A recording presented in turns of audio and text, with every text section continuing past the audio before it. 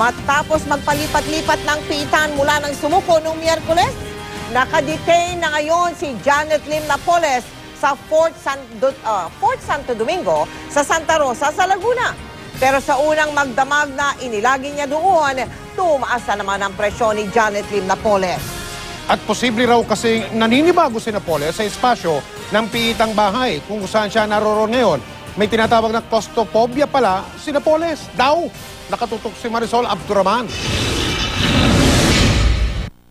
Alas 3 ng madaling araw, nakaranas daw ng anxiety attack si Janet Lim Napoles. Umunay utak sa 10 billion peso pork barrel scam dahil daw ito sa kanyang claustrophobic disorder. Kaya bumagsak daw ang sugar level ni Napoles habang tumaas naman ang kanyang blood pressure. Her blood pressure shot up to 180/150 while her blood sugar dropped to 40.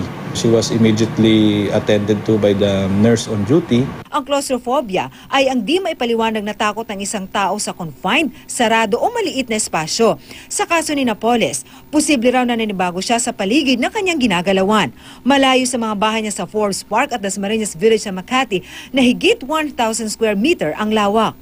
Umayos naman daw ang kondisyon ni Napoles makalipas ang higit kumulang 1 oras.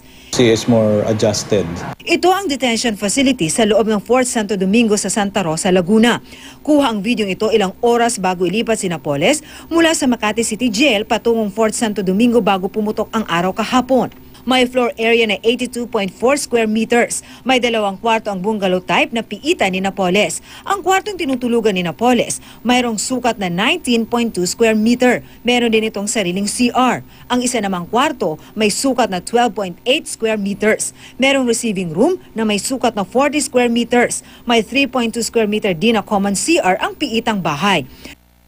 Bilang seguridad, kinabitan ng CCTV ang perimeter.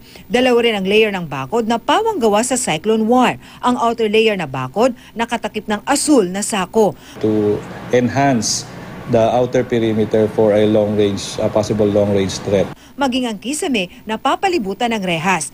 Sa impormasyong binigay ni Director Carmelo Valmoria ng PNP SAF, sa bungalow na rin ito ikinulong noon sina dating Pangulong Joseph Estrada at anak na si Senator Jingo Estrada matapos silang kaso ng plunder sa Sandigan Bayan noong 2001. Magugunit ang dinalo pa siya noon sa pasilidad ng nooy Pangulong Gloria Macapagal Arroyo. Sa kaparehong pasilidad dinadetain noon si Senator Gringo Honasan.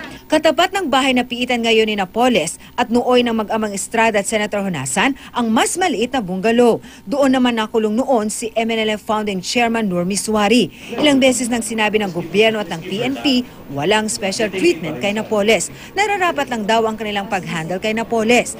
Kaya raw ito dinala sa Fort Santo Domingo ay dahil itinuturing siyang high-risk detainee. Lalo't ibinilin daw sa kanila ni na Pangulong Noynoy Aquino at Interior Secretary Marojas na i-secure si Napoles. Hindi naman daw makakaapekto sa training ng Special Action Force ang pagkakakulong ni Napoles sa Fort Santo Domingo. Gaya sa mga pangkaraniwang piitan ayon kay Sindak, may oras ang bisita kay Napoles. Bawal ang cellphone at iba pang gadget. Wala ring aircon ng bahay, walang telebisyon, meron lang mini ref para sa mga gamot ni Napoles. Marisol Abduraman, nakatutok 24 oras.